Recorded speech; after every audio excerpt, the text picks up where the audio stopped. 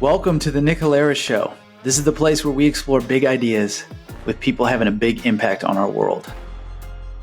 I'm your host, Nick Halaris, serial entrepreneur, author, early morning riser, and seeker of truth and wisdom. Join me as we explore the journeys and discoveries of fascinating people who are literally unlocking the secrets to creating a life of both success and fulfillment. Each episode will arm you with insights, ideas, and practical perspectives on what it takes not only to be financially and personally successful, but also how to start having authentic impact on the world around you. Hi, everyone, and welcome back. This week on the Nick Halaris Show, we are featuring serial entrepreneur and popular media personality Nick Hyder. Nick is the founder of Team Hyder, a business focused on helping entrepreneurs drive growth, the host of the Hitstreak Podcast, and the voice of SiriusXM's The Alternative radio station. I wanted to have Nick on the show to explore his thoughts on success, entrepreneurship, and service. Nick has had quite an interesting journey in life. After trying to make it in the major leagues, he found early success as an entrepreneur, only to watch it all crumble away after a series of bad decisions. Rather than give up, he recommitted himself to entrepreneurship and managed to build a thriving business. Now he's focused on using all the lessons he's learned to help other entrepreneurs find success. As you'll see in this episode, Nick is a natural when it comes to media, and we had a lot of fun recording this. We covered some serious ground, though, as well, as Nick is a person who's just as comfortable talking about his failures and mistakes as he is his wins. We discussed things like how Nick hit rock bottom a decade ago and had to borrow $300 from his dad to start turning his life around. How 531 straight days of 100 cold calls per day changed his life. Why it's important to establish the right relationship with money. The difference between money and wealth.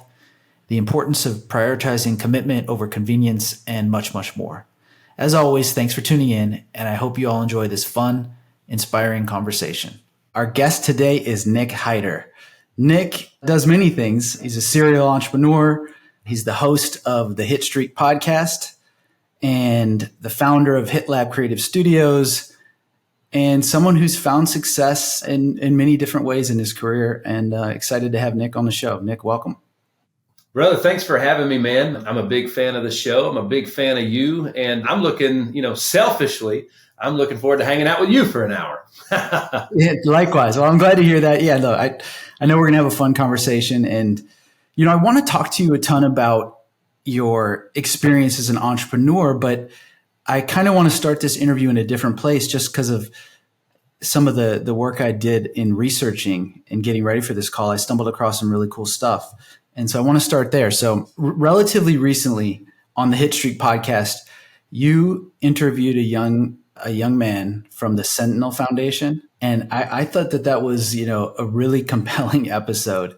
The reason I wanted to start there is because it demonstrates that, that the core of what your message is, it goes beyond just, hey, let's be successful entrepreneurs. It's also about a mission and a focus and prioritizing, being a serious contributing member to society. So I'd like to talk about that interview and how it came about and some of the stuff in it. So sound good? Absolutely. We had an unbelievable event with Brittany Aldine and Cassie that they did for the Sentinel Foundation. Literally just it was Sunday night and this past Monday. I don't know I haven't got the total tally on what was raised for the organization yet. But I know just in the auction, it was just shy of $1 million. So and those guys are doing some amazing stuff. I can't say enough about that foundation and the direction that they're going and all the kids they're going to help.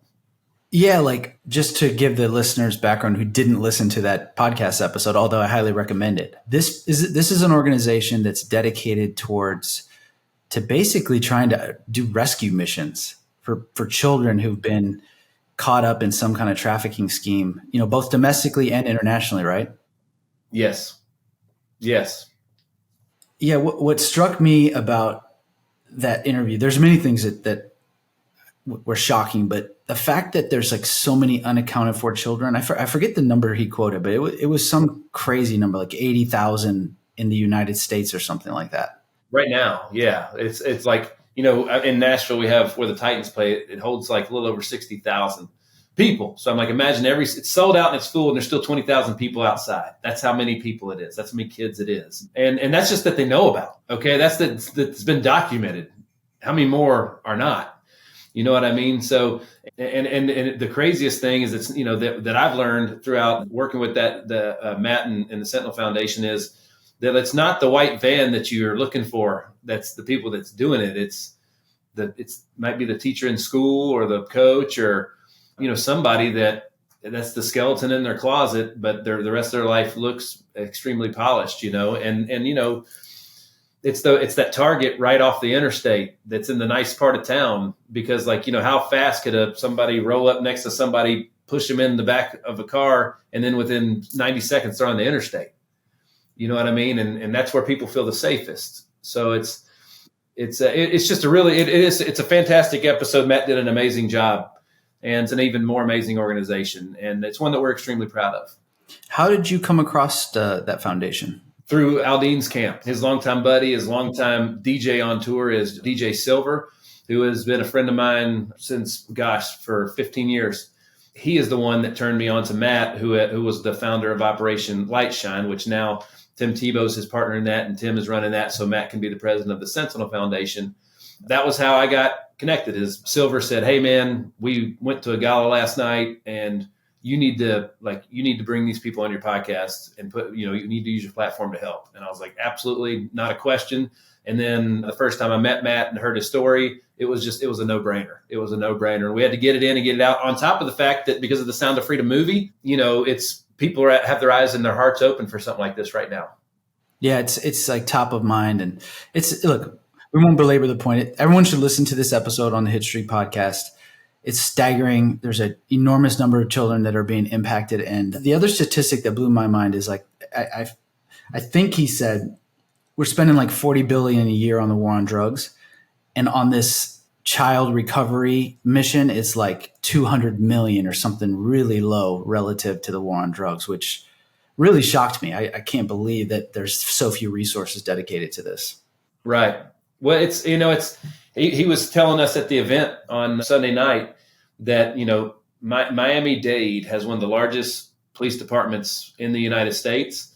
They have, I can't remember the exact number, but you can count them on less than two hands, how many detectives they have specifically for that. So the government can't get it done. They just don't have the numbers to do it. So they're having to reach out and partner with like the Sentinel Foundation, organizations like that to help. So yeah, it's massively underfunded. It massively needs people and awareness.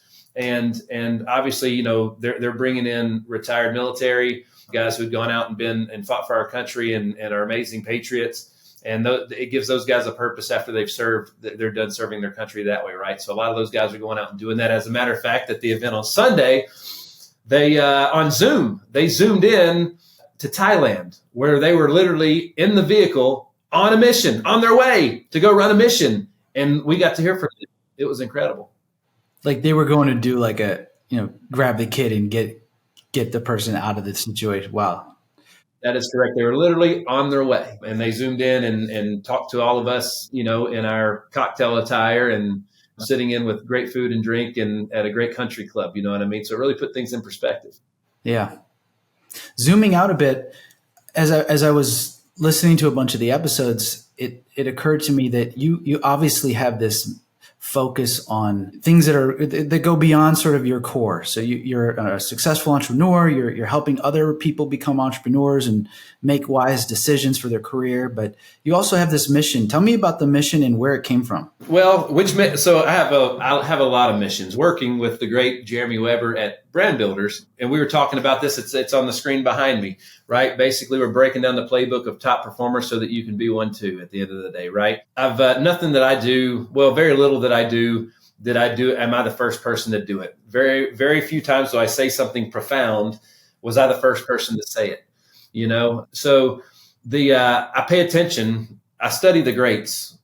So if I want to be great at something, I study the people that have done it great first. And I work off that. And it's really easy to kind of work backwards from that. If you're comparing digital marketing or anything else, does mine look as good as theirs? If the answer is no, then I got work to do. If it does, mission accomplished, So that's been the whole thing for me is I've had great coaches as a professional athlete in a previous life. I had the best coaches. I've had the best mentors. I have been just groomed by amazing people.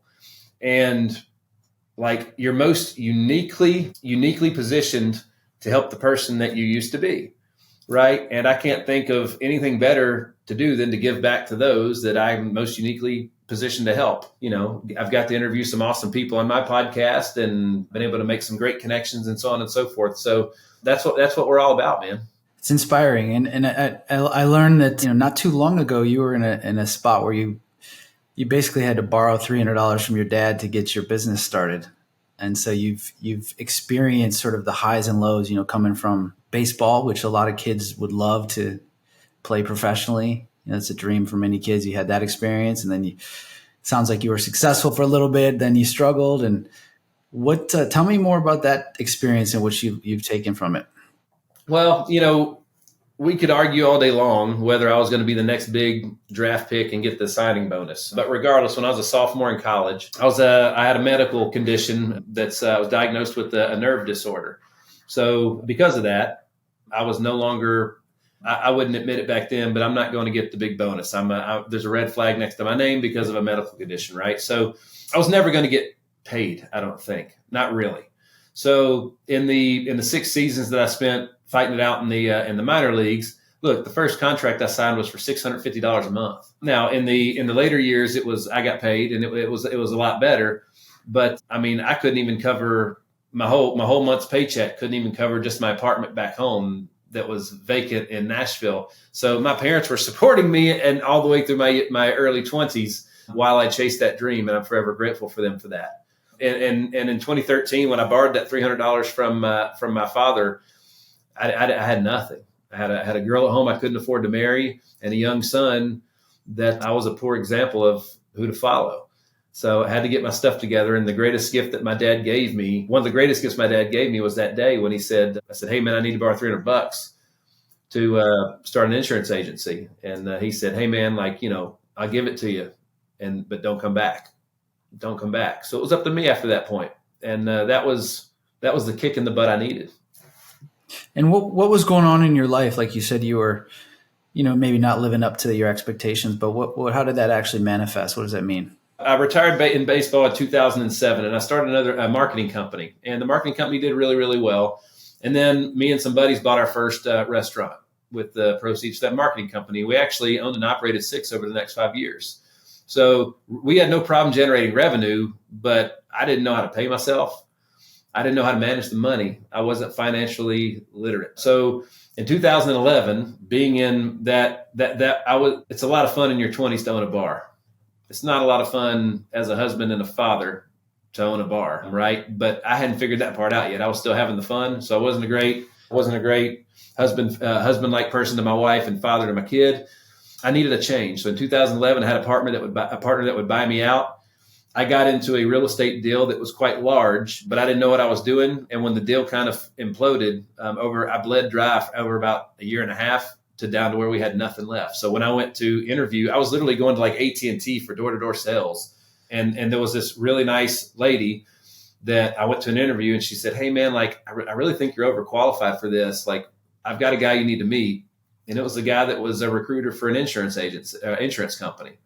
And they were looking for people to open agencies. And I interviewed with him, and I was in the interview with him. And the deal was I couldn't leave without enrolling in the state license course, right? Or else I didn't get the spot. And that's why I needed the $300, right? But I literally went to an interview, and I didn't even have the $300 to be able to do that. And that's what my dad had to loan me for. So, and then, in insurance, I'm not getting paid until I sell something. Well, I hadn't passed the course yet, and I hadn't passed the state exams. Well, testing was never something that I was great at in school. So I didn't pass it the first time, and you had to wait 30 days to take it again. And I didn't pass it the second time, right? At this point in time, I don't know if I can do this. I took the test so many times, they send me Christmas cards when I was doing it. But I finally passed it. And then when I did pass it, because we were good at marketing from the restaurant and nightclub days, I had a line of people waiting to enroll in an insurance plan, even though I didn't know what I was doing when we first started. And that's how it all kind of went from there. Yeah, that field seems like a great field for you. Just knowing you is just a little bit, from a few interactions, you seem to have been born to be in sales. So that I'm sure that was an easy, well, not easy, nothing's easy, but I'm sure that was a good place for you to be. It was. And again, for me, it's always been about the people. You go into business not to make money. You go into business to help people, which makes money. Income is the outcome, not the objective, right? So that was the whole mission behind everything. As a matter of fact, our whole marketing scheme, our whole marketing plan based around one simple thing, and that was that the customer's the hero in our story, another family saved, who's next? Everything we did was around something that simple, right? And that's all we marketed. And it turns out in insurance marketing at the time, they weren't very good at it. I was like the only dude on social media pushing insurance at the time. You know what I mean? So it was a great platform for us for sure. Yeah. And your story, it's a fascinating story. I'm sure it wasn't, fascinating at the time going through it, but I feel like it's one that you sort of, as you get older in life, like you and I are, you hear it more and more. People have to go through sometimes these tough experiences in order to learn what they need to learn and take themselves to the next level. And it sounds like your journey was maybe about your understanding of money or something like that. Yeah, we were talking about this last week, and I'm going to tell a quick little story about my wife and I had she was really, really close with my wife, and I knew her because of my wife. But my wife lost a friend that was actually younger than us earlier this year. And her friend's mother is one of the most amazing human beings that I've ever met. At the funeral for her daughter, she stood up at the pulpit with all the strength you could imagine. And she said, I lost my husband years ago, suddenly, unexpected. And I'm here today because I lost my daughter, suddenly, unexpected. And she looked out in the crowd and saw her very young grandson and his father and said, hey, we're going to get through this. And she said, and I want to take this moment to thank my Lord and Savior, Jesus Christ, for having enough trust in me to handle my suddenlies. I was blown away. And I started thinking, really unpacking that statement, because it like the goosebumps rose up. My wife and I were just like, holy cow, when she said that. It really put things in perspective. And the greatest gift that we give, I was listening to a sermon not long ago, and he's like, the struggle is where you find your Christ-likeness. The struggle is the gift, because without the struggle, one, you take everything for granted, but you would never appreciate, you'd never grow without the struggle. And when things are hard and you think, why God, why me? Well, when you get to the solution, that's the gift. Like that is the gift. And let me tell you something else. I didn't know nothing about insurance when I started, and I wasn't great at sales. I could talk to people, I could have a conversation, but sales is a skill and there's tactics to it and there's process. And I didn't understand those. I hadn't learned those yet. I was just winging it, so I can't tell you how many days in the first 2-3 years where I wanted to take my face and plant it into a wall because I was so miserable. It was so hard and I wanted to quit so bad. You know what I mean?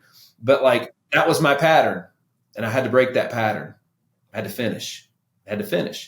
So, the struggles and everything that are all the weight that we carry around on our shoulders, like, Nick, don't you, that's the gift, right? Because when you find that solution, you grew, man. There's something within you. There's another gear that you don't even know you have until you unlock it. And that's the gift.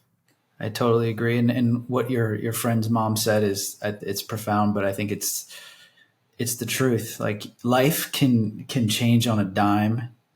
For some people it's sudden, and for other people it's maybe more drawn out, but it always, when those crisis moment comes, it feels sudden, whether it's a long time or not, because you're not ready for it. And the challenge or the trick of life is to rise to the occasion and see what you can learn from it. And this too will pass.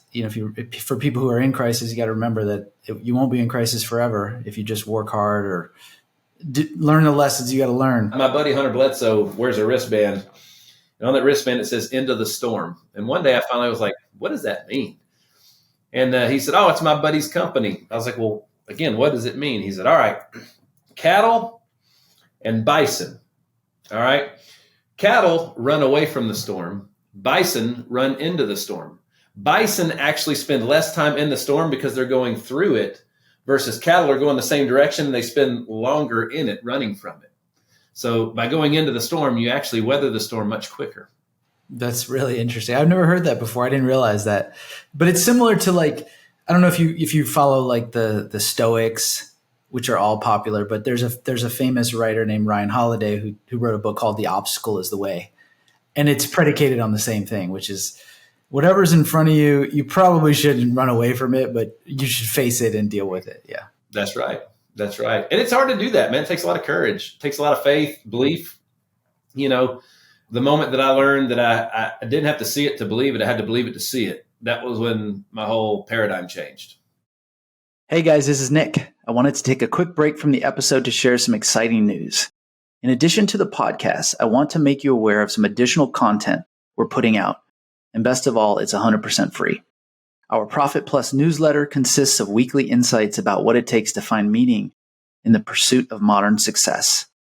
This is the place where we explore big ideas at the intersection of markets, business, politics, and life as we seek to empower our readers to have an authentic impact on the world. If you're serious about finding fulfillment amid success, then definitely check out these additional insights. Just go to subscribe.nickhalaris.com. Again, that's subscribe.nickhalaris.com.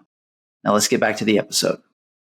Okay, so you had this moment of crisis, get into this insurance business. What happens next? You struggle for a few years, and then what? 2013, we had a great start, and then like everything else, I never wanted to do insurance. That was nobody. I think you could go to every career day in school in America today, and I don't think you'll find one kid that stands up and goes, "When I grow up, I'm going to be in insurance." As a matter of fact, Tom Brady in a documentary said, when he wasn't getting drafted, he's sitting on draft day, not getting drafted. He was like, God, what am I going to have to do? Like go sell insurance or something? Like it was a bad thing. What I didn't know is that the insurance industry creates more millionaires worldwide than any other industry on planet Earth. So I get into insurance, but I'm not proud of it. So I'm immediately thinking, what's my next move? This is just going to get me by to my next move. So I started a couple other small projects that didn't pan out very good, and they took my focus off the insurance. So the insurance, the great start I had, it started to dwindle down, and I was almost like starting over again. So in 2015, my pastor and good buddy, Roger Patton, I'm trying to get my life together. I'm finally going to marry my wife. And I'm like, man, professionally, like I'm underachieving. Like I always felt like, for me, I was like, I knew I could be more. I knew I was more, but I expected people to walk up to me and be like, hey, Nick, you should be doing X. Why would they do that? I haven't proven it in the business world, right? So I said, Roger, what should I do, man? He said, dude, pick one thing and get good at it. Get good at it. And at the time in 2015, the insurance industry was changing drastically. The whole layout of the industry was changing. The Affordable Care Act had been around for about a year. The way people bought was becoming very digital. And the company that we represented was freaking going straight up, and for all the right reasons. So I was like, that seems like a good move. Financially, it seems like a good move. So we doubled down. My wife and I made a commitment. We got our first CRM. We started buying leads. That was a thing. We made a commitment to call 100 people a day. In 2015, that's important. I brought my wife on as my partner. Okay. Everybody loves Ree. I'm not for everybody, but everybody loves Ree. She immediately made the business so much better. So we made a commitment in 2015. We're going to call 100 people a day, every day. No matter what. 532 days is how many days we did that. People say, why not 533? It was because that was the day that our phone rang so many times we couldn't hit that number. That's how long it took. Now, the whole time we're doing that, we're doing community networking. We're doing network marketing. We're blasting social media. We're building a personal brand or something that we can be known for online while we're making all these dials to fund our business, right? To build a network of contacts that we can be reaching out to about this stuff. Everything that we have today stems from that 532 days. I'm talking like Christmas Day. There was somewhere in my phone I can look, but there was I think there was 4 family deaths. There was 8 family vacations. There was all the national holidays, all the things that life throws at you. I can't tell you how many times we were at the ballpark all day long with my son, and in between games, my wife and I are taking turns going to the back of the SUV to call people. It was 532 days in a row, not excluding Christmas, not including the lake day or anything else. That was it. And that sacrifice, that commitment that we made changed our whole life, our financial landscape, what we can provide for our kids, everything. It all goes back to 532, man. That's incredible. That's a lot of days. I mean, even just 100 calls. Like I did cold calling one of my very first jobs. I was in a stockbroker's office. And so I did cold calling, and it was a great experience. I'm super glad I did it. I kind of think it's maybe necessary. 100%. Yeah, you want to be an entrepreneur, you better cold call at some point because dude, it's a skill, man. You need reps. Like, if you want to learn to play golf, you go to the driving range. You know what I mean? You want to learn to play baseball, you go to the batting cage, all those things. You go out in the backyard, you throw. You got to practice and have reps and grow and get better. The other thing about those calls, back then it took all day to call 100 people. You know what I mean? Because people answer the phone. Right now, it's more of a texting and emailing game, and you still call, but nobody answers. I mean, I probably got 4 spam calls since we've been talking right now. It's a thing, but it took all day to call 100 people back then.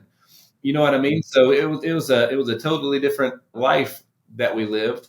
And, again, and these were people that had gone online and said, I need help. I want somebody to call me. That was what we were buying that data. You know what I mean? So we weren't even cold calling. We were literally like, we were marketing to people that said, I need help. You know what I mean? But we were competing with everybody else that bought that lead. Yeah. What's fascinating about cold calling is like, not only do you have to get over the fear, so when you first do it, it's kind of awkward. Like, what am I going to talk to this complete stranger? But then you have to get good at it. And to get good at it, you don't have a lot of time to get someone's attention. It's like social media, right? You got like a millisecond if someone's scrolling on their phone. On the phone, you have a little bit longer than that, but it's really invaluable training. There's no question about it. No doubt. And that was, in 2016, we started helping other people. We actually started recruiting to find people that would be a good fit to open an insurance agency based on the skills that they had and their uniqueness. That's the most common thing is people were shy to make those calls. And let me tell you a funny little story. Well, first of all, the shy guy never gets the girl. Okay. The shy guy don't win the championship. The championships are won on purpose. People that expect to win, right? They're not on accident. When my son was like 3 or 4, he was going to be in the church Christmas play for the kids, right? So we're backstage, and my son is 14 now. He's been cast in a Broadway musical. Okay, he's done auditions for Disney Plus and everybody else. He's really good at those things. So we're sitting backstage, and my son's freaking out because he looked out and he saw all the people. He was like, Dad, I don't want to do this. I was like, what do you mean? He goes, I don't think I can do this. And I was like, well, what are you, shy? He said, I don't know what that means. So I was like, this is what shy means. He goes, that's it. I'm shy. And I was like, all right, man. Well, that's totally cool. I said, that's selfish. My wife was next to me and she grabbed me what are you doing? What are you saying? And I was like, hold on. I was like, buddy, that's selfish. And he goes, and selfish was a bad word in our house. You didn't want to be that. And I was like, do you know what that means? He goes, no. I was like, those people that are sitting out there, what are they here to do? He goes, they're here to watch. Watch who? He said, watch me. So who are you performing for? He said, them. I'm like, well, why are you making it about you? That's selfish. And he immediately thought, oh, okay. So they're here. Basically, I said, dude, they're here to be entertained, man. Go give them what they came for. Have fun with it. They came here to see you. And immediately his whole paradigm shift. He wasn't nervous anymore. He wasn't shy. He was like, all right, I can do that. That's fascinating. And it's true. Like if I've listened to some good podcasts of world-class performers, and they say the same thing. Like I remember I listened to a Hugh Jackman interview, and he literally explained the exact same philosophy. He's like, this isn't about me. This is these people came, they made plans, they bought tickets, some of them traveled. So it doesn't matter what I feel, whether I'm scared or not. I owe it to this group of people to do this. And I heard Kobe Bryant say something similar to that too about, they wanted to arrest him kind of late in his career. And he's like, well, these people paid to come and see me. And so. That's right. Again, the agents that would be like, oh man, I don't want to call these people. What do I say? I'm like, it was Michael Jordan who said, I've yet to see an adult crawling around outside on the sidewalk because they fell when they were a kid and they didn't get up and keep trying to walk. You know what I mean? They gave up on walking. That's it, dude. Get shot down. The quicker it happens, the faster, the closer you are to yes. You know what I mean? The faster you get those lessons and you learn. Every single person that I interview on my podcast, and I'll do it to you. When I'm done, I'll look at you and I'll say, what can I do better? I want to know. That constructive criticism, that feedback is everything because I'm going to immediately apply it and be better right then and there, right? So that, somebody taking the time to tell me what I did wrong, what I could do better, that's one of the greatest gifts you can get, man. Yeah, totally. Circling back on this 532 days, I don't want to lose this point because it's that was the right number, right? 532? It was. And while you're asking me, I'm gonna go through it because I used to tell the agents this all the time. I was like, guys, it's like how many deaths there were and all those things. So I'm gonna look it up and I'll get that for you. What I was thinking about is people like to, we celebrate entrepreneurs in our culture. It's sort of like one of the highest honors, to say, oh, I'm an entrepreneur. Everyone's trying to be an entrepreneur. But I think what a lot of young people or people who've never been entrepreneurs don't realize is that there's always a story like yours behind it, where there's nothing glamorous about 532 days of 100 straight phone calls. That's just hard work, takes a lot of emotional energy, it's draining, and there's no guarantee of success, and there's no like interim success either. You're just like making calls, probably getting rejected a lot, and you have to do it. But if you want to be an entrepreneur, you have to be prepared to do that. So 700 calls a week. Back then, our goal was to help and enroll 5 families, 5 people in a health insurance plan. So if you think about it, I was calling at least 700 people, and that's not counting the Facebook ads and everything else that we were out doing. So let's just say 700 times for 5. So that means I was getting rejected 695 times, or I just hadn't been told yes yet, right? And I also learned that it was the 8th to 13th contact attempt or touch when I got somebody to convert. So like, how many leads did I have to go back and say, oh man, I only contacted them twice and then stopped. Like if you think about it, you see the commercials that you love the most, they don't run them one time and stop. They keep running them over and over and over again. They're pounding you with it, right? That's how they gain your trust. They get your attention and gain your trust. So I just took all those things that I started being aware of everything going around, all the places that I bought from. Why did I choose that place? What was the customer experience that I got out of it that I need to turn around and replicate and use on my own? You know what I mean? That 532 days, it sparked a streak of 225 weeks where we helped at least one family. We enrolled at least one family, right? And during those 225 weeks, check this out. There was 43 holidays. There was 40 plus sick days. There was 200 plus ball games. 6 times we traveled to a tournament for my son out of town. There was homework. There was 9 weeks of vacation, 12 weeks of conferences, 6 funerals, 6 times we lost somebody, and countless others, and we still help somebody every single week, all because of 532 days. Yeah, it's a great story, and I feel like behind every successful entrepreneur, there are moments like that where you're just committed. I think I've heard you in a lot of your podcasts use that word, but that's what it takes. You got to be completely committed, and nothing's going to deter you from doing what you set out to do. Troy McQuaig said this to me one time. He's like, everybody gets confronted with a key point in your journey. There's 2 important words that start with the letter C that you got to know, and you got to know who's got to win. Everybody's going to get to that place where commitment and convenience collide. And which one are you going to choose? Everybody that is committed on January 1st to their weight loss journey this year and their fitness usually don't go because of, man, like, my kid's sick, so I'll go tomorrow.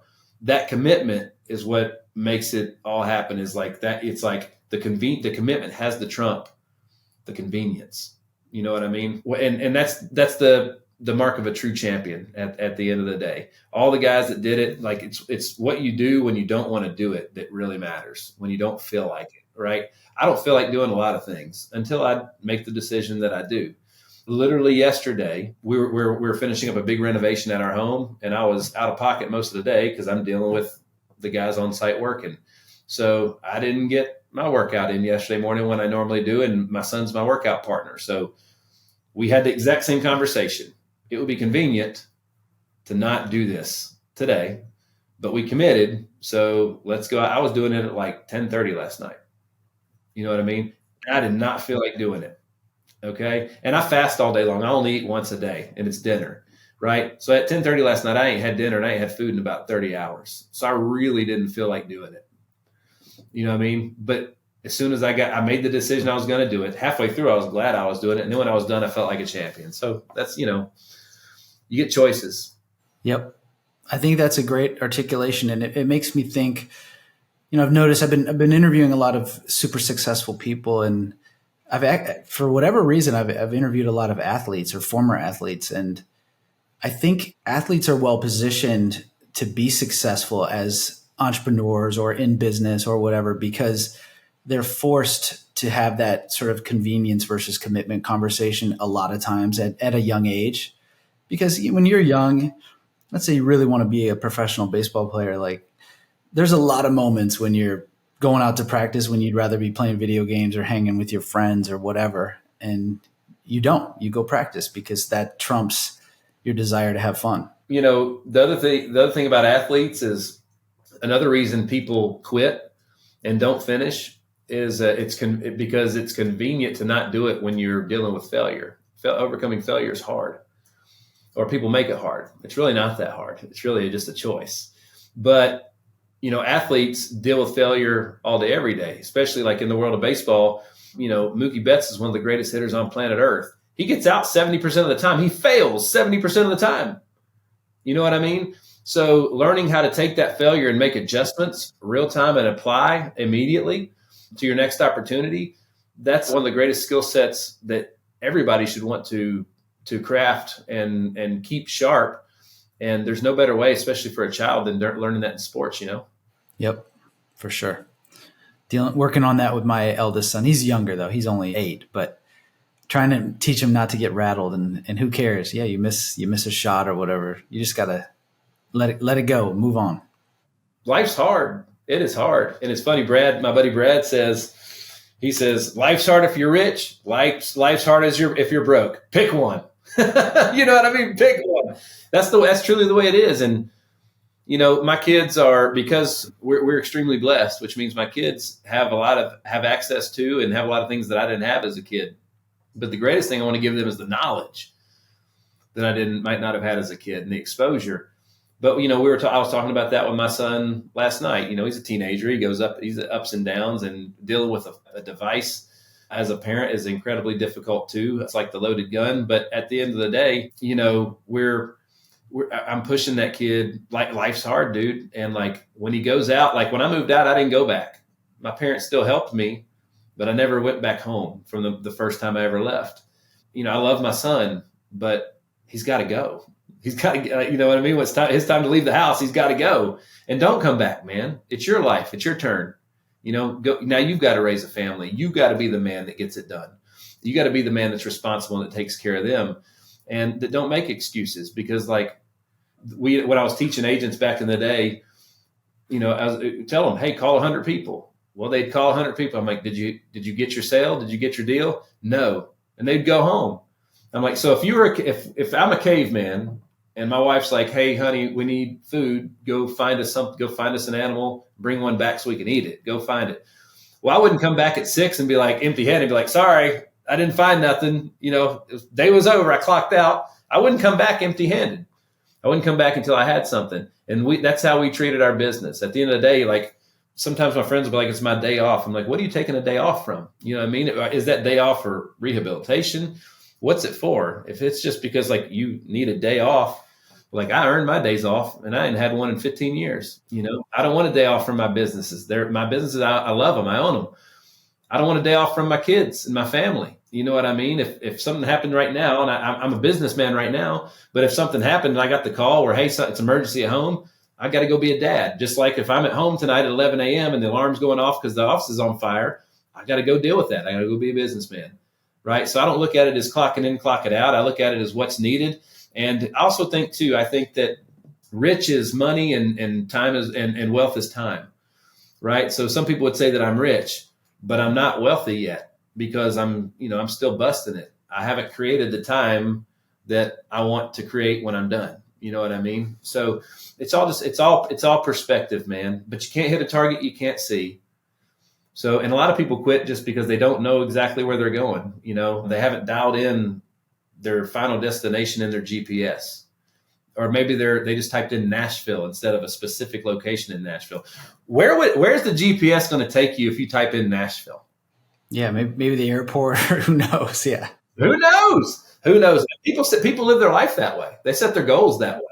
I want to make a lot of money. No, exactly how much money and by when? Like what house? A big house? No, which big house? What color are the walls? Where's your chair that you sit in, and what wall is the TV on? That's a dream. That's a goal.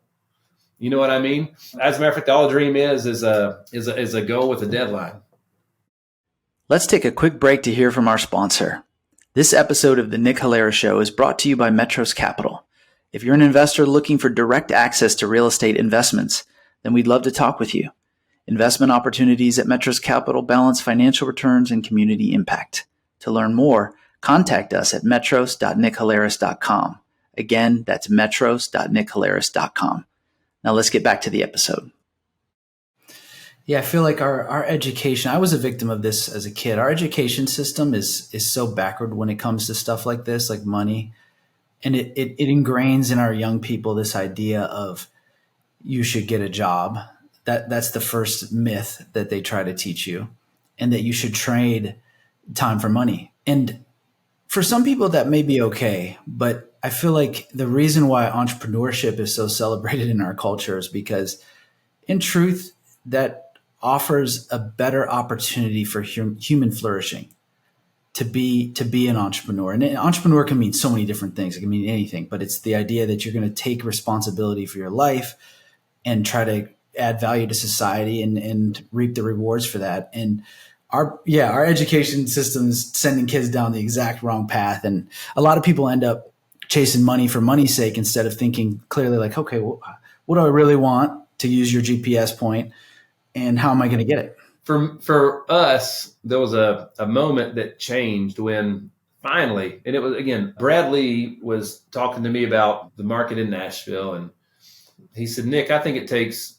$20,000 a month to truly be able to live in Nashville the way you should live. And I was like, what do you mean? How many times do you make the decisions for your kid and you don't base it on what's best for your kid? You base it on what you can afford. I didn't want to do that. At the time when we figured that out, $20,000 a month in income allowed me to make the decisions that were best for my family without considering price, right? Just remove the money aspect from it. And that changed a lot, because then all of a sudden, we're not making decisions on what we can afford. We're making decisions on what's best for us, because a lot of times those aren't the same thing. I like what you said earlier too. It goes back to this point you made about sort of the difference between wealth and money, and the idea that it's not the goal of it is not to just earn money for the sake of money. It's a tool. And the idea is it's not going to make you happy. However, it's probably better to have money than not have money, as you said, because you have many more choices, and the challenges of life are never going to go away. They're going to be there. But when you have financial resources, they manifest in a different way and in an easier way, and you can make smarter choices and better choices for yourself and your family. People villainize money. Money's not evil. Money's not the bad guy. All money does is amplify who you are. If you're a horrible person and you give a horrible person money, they're going to be worse. They're going to be more of a horrible person. But if you give a great person money, they could be greater. They have an opportunity to be greater. And a lot of times they will. Pastor Roger told me that one time. He said, Nick, everybody can give their time. Not everybody can give money. That really stuck with me. That's, again, the Sentinel Foundation, we were talking about them earlier. Well, what is my time going to do for them? You know what I mean? But my money can do a lot. And that was why they had that auction and raise it, because the guys that are actually groomed and trained to execute these missions and help these kids, well, they got to be paid. That's their profession, and I want the best on planet Earth. And last time I checked, if you're the best on planet Earth, you get paid pretty well too. You know what I mean? So the money is incredibly important. But again, the money is not the reason that you do it. It's the helping people is the reason that you do it. And the money is just the scorecard. It's the accolade. It's the trophy. That was actually a quote in, I love the show Billions, literally the newest episode that came out. And I actually typed it in my phone yesterday. It says, money is just a symbol of what we are working for. At the end of the day, that's all that it is. You can't take it with you, but that's all that it is a tool. And it's either a really sharp tool in your tool belt or not. Yeah. Or it has complete control of your life. For a lot of people, unfortunately, good, people pursuing it or suffering from such a scarcity of it that their life the circumstances of their daily life are very difficult. And that's a problem too. Yeah. So I want to fast forward now. We've talked a lot about some of your struggles and stuff, but nowadays you're kind of doing a lot of cool stuff. You've got this creative work that you're doing with your podcast, the Hit Lab Studios, and you're helping a bunch of entrepreneurs. Tell me about that, and tell me what you're teaching entrepreneurs, and what people should take away from this conversation. Yeah. Absolutely. Well, first thing is if you want to accumulate great success, study the greats. You know what I mean? I used to think I was the exception to the rule. They did it that way, but I'll do it different. I don't have to do it that way. There's just certain parts, if you want to build a house, you got to start with the foundation first. It doesn't matter what size house it is, location it is, or anything. You got to start with the foundation. There's just a proper process to build a house. There's a certain way that you build wealth. You know what I mean? There's a certain way that you make money. When I finally got over that about myself and realized that there's just all these KPIs, there's all these things that all these people have in common, all these great people that I look up to, they have all these things in common. If I don't have those things in common with them, I'm probably not going to have the success they do. So when I figured that out and I started identifying those things, those core ingredients and whatnot, that was when things started to change for me. I wanted to go do keynote speeches and I wanted to be on podcasts and I want to get out and help other people besides just the people right in front of me. Well, it took me nobody just randomly thought, I wonder if Nick wants to be on my show today. I had to actively go out and market it and tell people that I wanted to do it and that I was available and all those things. I can't help anybody that don't know I'm there. You know what I mean? So at Team Hyder, that's kind of the scope around everything. And that's been our insurance conglomerate the whole time. And we still have our main insurance agency that we started in 2013, and it's still growing today. You know what I mean? Literally, my wife was back there helping 2 families before I hopped on the call with you. I'm the EVP of Rack Financial. That's a merchant processing company. It's golly, you talk about a great business. And again, I'm helping build a field force for them. So I'm helping train and train agents and affiliates on how to help people that are there. Like most companies don't even know they're paying all these hidden fees and everything else when they just swipe a credit card or process anything that's not paper money. So we get a lot to work with a lot of people doing that. HitLab's fantastic because I built a studio for my own podcast and a team for my own production.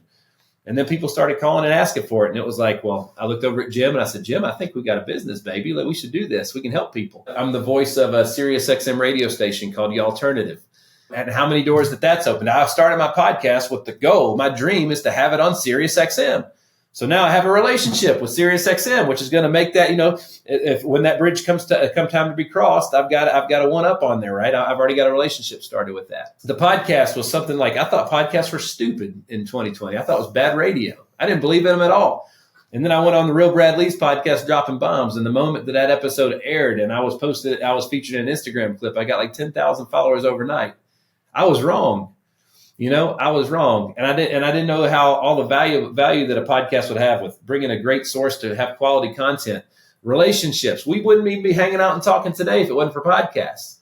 I can't tell you how many deals and opportunities have come my way because of a relationship from a podcast guest. Podcasting is the absolute best networking tool on the planet.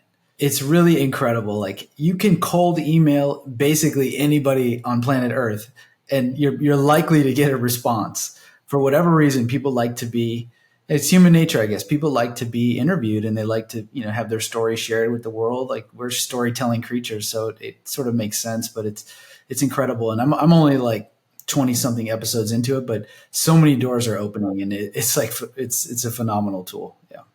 Outstanding. And the source for content, that's the biggest thing. Nick, like the average person, holding up my phone here, the average person is spending, 5 to 7 hours a day minimum looking at a device.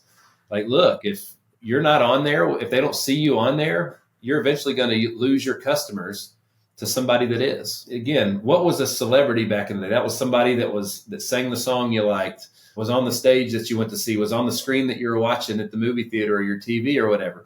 Well, like, what's the difference now? At that event we were talking about, I'm going to use Brad Lee as an example. So we're there together at this event, and there's all these country people, these famous musicians and guys that have sold hundreds of millions of records, multiple times platinum, and they're amazing. You know who was the person that was most sought after to see? It was Brad Lee. There's how many country music people have had a number one record? How many influencer celebrities have there been? it's been such a short time span before it was even a thing. You can literally there's not that many. It's such a uncharted space. There's so much room for growth in that, right? So those are the people that are the most intriguing right now out of all the celebrity, in my opinion, is the influencer one, the podcaster, all those things. So, and it's so cool when we'll be walking through an airport and I get recognized and somebody wants to come up and talk to me, and my son's right there, and he's like, Dad, that was awesome. They knew who you were. Dude, absolutely. It's cool as hell when you're in the airport and people come up and say, hey man, I'm a big fan of your show. Can I take a picture? You know what I mean? All those things happen, but it doesn't have we've shot 106 or 107 episodes now. And you need to 100 episodes when you really get traction, that's when it really happens. Yep. It's hard work for sure, but it's fun. And there's no downside to it other than, maybe it costs a little money to do it, but it's actually relatively cost effective, but there's so many positives. It's incredible. A couple questions to finish off. What is your advice to entrepreneurs?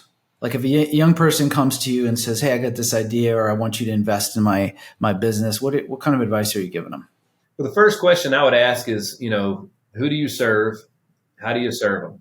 Right? What value do you bring to them? And get extremely clear on that. I'll pull out some notes from a mastermind that I led earlier today. I always start everything with a quote. And my first thing I tell them is, if you want to fast track your success, study the patterns of the greats, right? Of somebody that's already done it before you that inspired you. Then I'd ask them, outside of the people that know you in person, Google yourself. What are you known for? What pops up, and start to develop your personal brand, develop your expert bio and your brand positioning statement. Mine's on the wall behind me, breaking down the playbook of top performers so you can get to the next level too. You know what I mean? That's my mission right now. The playbooks. I was in sports, right? So my signature keynotes, my books, they're all going to be playbooks. They're going to be based on playbooks, right? So it's understanding how to package whatever it is that you deliver to the market. And it needs to be packaged extremely well. I would tell them to dream big. I would tell them you have to believe it to see it. I would tell them it's going to be hard, and it's literally the last man standing. The reason that I played as long as I did in professional sports, I was very likable. I was a good teammate, but there was a lot of guys that played with me that were better than me, that were bigger and stronger and more talented, but they quit, and I didn't. You know what I mean? I was the last one there. So those were, and more importantly, you can't hit a target you can't see. I've said it 5 times.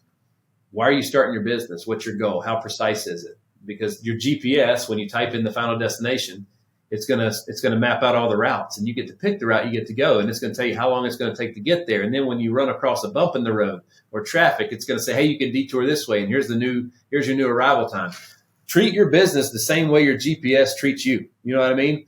And that GPS is updated regularly, right? It's even going to ask you questions. If you stop moving, are you still going there? They're incredibly intuitive. Those would be how I would start. If somebody said, hey man, I want to be an entrepreneur, I want to be like you, what can I do? The first thing I'd say, well, here's all the things that I did to go to get here. Are you willing to do those things? That's great. That's great advice. Last question for you for now. What is your vision for what a good citizen is? Oh, a good citizen? The way that the Bible defines a neighbor, right? The way the Bible defines a neighbor. A good citizen serves their community. They leave it better than they found it. You know what I mean? A good citizen understands that a house divided will not stand.